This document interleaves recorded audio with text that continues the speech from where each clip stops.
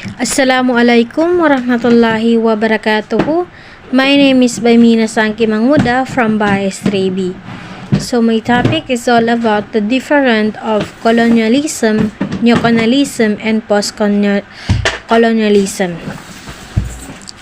So colonialism is different from neocolonialism because colonialism involved direct control over territory and its people, while neocolonialism involved indirect method to control territory and its indigenous people. Colonialism is often a form of direct control over territory and its people by an external power. It is often accompanied by the establishment of settler colonies in controlled territory. Colonialism is widely accepted to have formally ended by the middle of 20th century.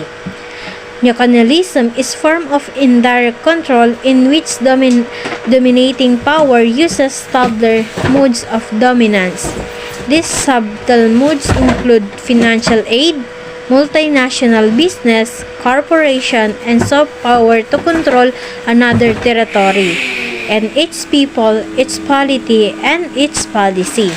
Neocolonialism does not usually involve direct permanent settlement in dominated territory.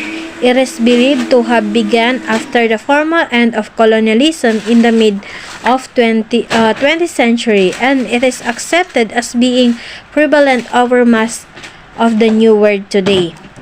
So, in other definition of colonialism, colonialism refers to a process by which one nation conquered and governed another territory primarily for the purpose of economic exploitation. The term is used most commonly for the period of European domination starting from the mid-15th century to the mid-20th century. So, during this period, European powers colonized much of Asia, Africa, and Pacific, and the Americas, even though colonies and colonization existed as early as Roman times.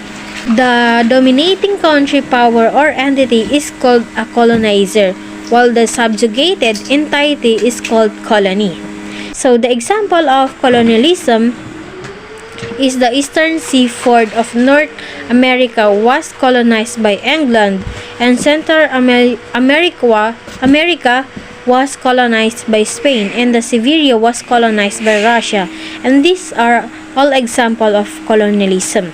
So, in neocolonialism naman, neocolonialism refer to new modes of oppression and exploitation by rich developed country upon poor country, even after formal end of colonialism by the mid of 20th century.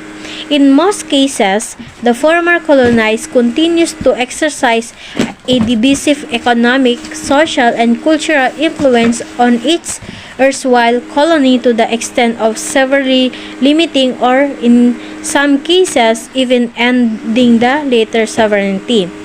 So, neocolonialism results in the same kind of dependence of the colony upon colonized as a result from colonialism, with the difference that the neocolonialism does not use direct military force, but rather tools of soft power such as financial aid, cultural imperialism, and strategic military alliances to exercise control.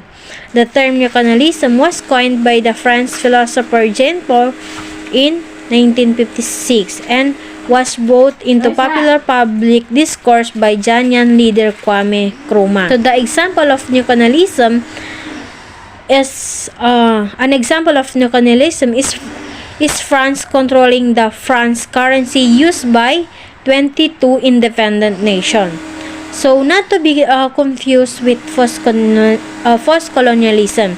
Post-colonialism is a theoretical framework for studying the effect of colonialism on the colonized as well as colonizer society. It encompasses fields as diverse as history, literature, economics, anthropology, sociology, to name few. Neocolonialism, on the other hand, is phenomenon or practice.